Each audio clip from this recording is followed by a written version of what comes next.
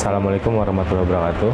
Perkenalkan, nama saya Aska Sivi Eka Cesario, biasa dipanggil Aska.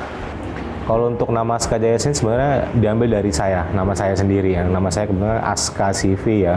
Aska Sivi diambilnya dari nama saya. Kebetulan emang anaknya cuma satu gitu, sendiri gitu kan, makanya saya udah nama saya sendiri aja gitu. Tapi ada tambahannya gitu. Sebenarnya nama saya kan nggak pakai H. Lalu kita tambah ini hanya apa nih, kira hoki sebenarnya sih. Sebenarnya untuk nama sih ya Bismillah aja gitu kan, udah pakai nama sendiri gitu. Awal mulanya Aska Jaya itu bukan produksi keripik pisang. Jadi awal mulanya itu saya sama ibu saya itu menitipkan barang. Saya minta modal dengan ibu saya juga, bahwa saya minta modal untuk membeli kelanting.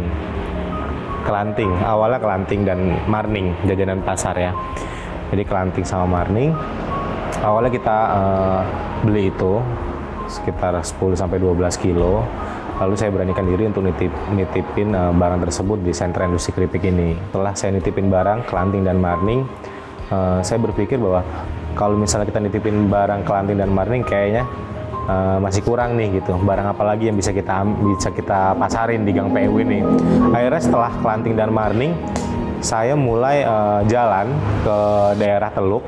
Saya ngelihat dan saya berkunjung ke pengrajin kemplang panggang. Itu emang khas juga kan di Lampung kan, kemplang panggang itu.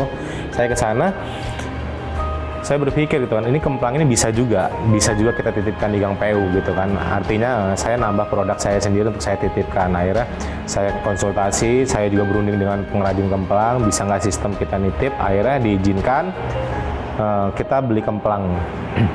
Lalu kita titipkan lagi di Gang PU.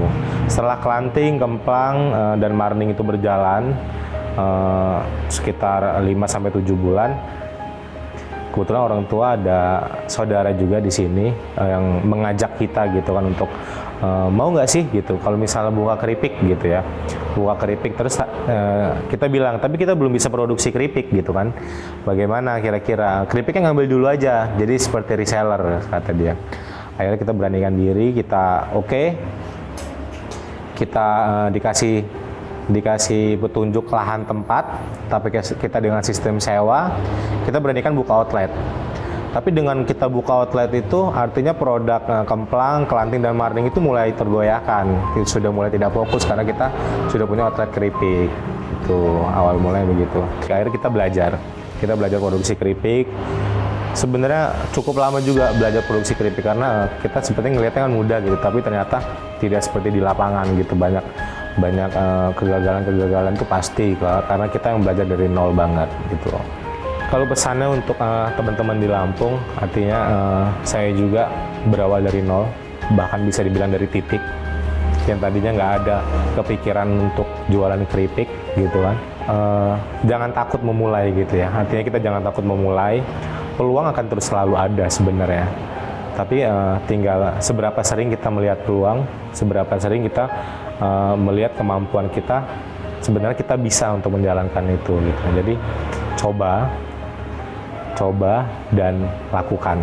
Kalau cuman mencoba terus ketika sudah pertengahan jalan ada cobaan sedikit ya kan, terus actionnya udah males nih, udah lemes nih, susah gitu. Karena pasti awal mencoba itu enak sebenarnya. Awal mencoba itu kita lagi semangat, biasanya itu produk tuh banyak dibeli, omset naik, begitu pertengahan, semakin hari itu sudah mulai tergoyahkan, tapi jangan sampai kita kalah dengan keadaan.